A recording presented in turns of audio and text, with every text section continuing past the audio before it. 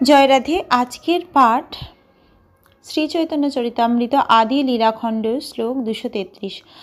আবেশেতে শ্রীবাসে প্রভু বংশী মাগিল, শ্রীবাস কহে বংশী তোমার গোপী হরি নিল। শুনি প্রভু বল বল বলেন, আবেশে শ্রীবাস বর্ণেন বৃন্দাবন লীলা রসে। প্রথমেতে বৃন্দাবন মাধুর্য বর্ণিল, শুনিয়া প্রভুর চিত্তে আনন্দ বাড়িল। তবে বল বল প্রভু বলে বারবার, পুনঃ পুনঃ কহে শ্রীবাস করিয়া বিস্তার। ভাবাবিষ্ট হয়ে মহাপ্রভু শ্রীবাস ঠাকুরকে তাঁর বাঁশি দিতে বলেন, কিন্তু শ্রীবাস ঠাকুর উত্তর দেন, তোমার বাঁশি গোপীরা চুরি করে নিয়েছে।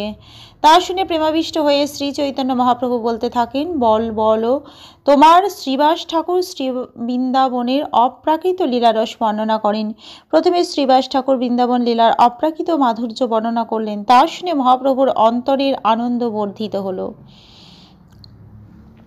তারপর বারবার মহাপ্রভু বলতে লাগলেন, বলো বলো। তখন শ্রীবাস ঠাকুর বিস্তারিতভাবে সমস্ত বৃন্দাবন লীলা বর্ণনা করতে লাগলেন। বংশীবাদ্যে গোপীগণের বনে আকর্ষণ, তা সবার সঙ্গে জয়েছে বনবিহরণ। তাহি মধ্যে 6 ঋতু লীলারও বর্ণন, মধুপান রাসোৎসব জল কেলি কথন। বলো বলো বলে প্রভু শুনিতে উল্লাস, শ্রীবাস কহেন তবে রাস রসের বিলাস। কহিতে শুনিতে হইছে প্রাতঃকাল হইল, প্রভু শ্রীবাসের তোষী আলিঙ্গন কইল।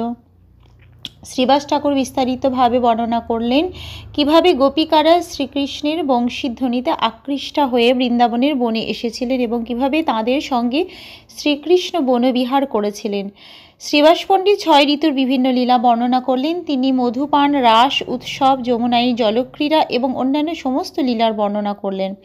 তা শুনে গভীর আনন্দে উচ্ছ্বসিত হয়ে মহাপ্রভু বললেন, বলো বলো। শ্রীবাস ঠাকুর তখন অপূর্ব মাধুর্যমণ্ডিত রাসলীলার কথা বর্ণনা করলেন।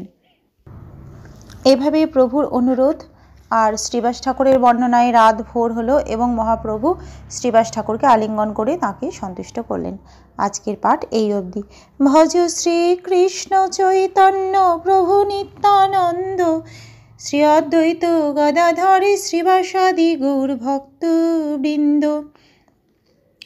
হরে কৃষ্ণ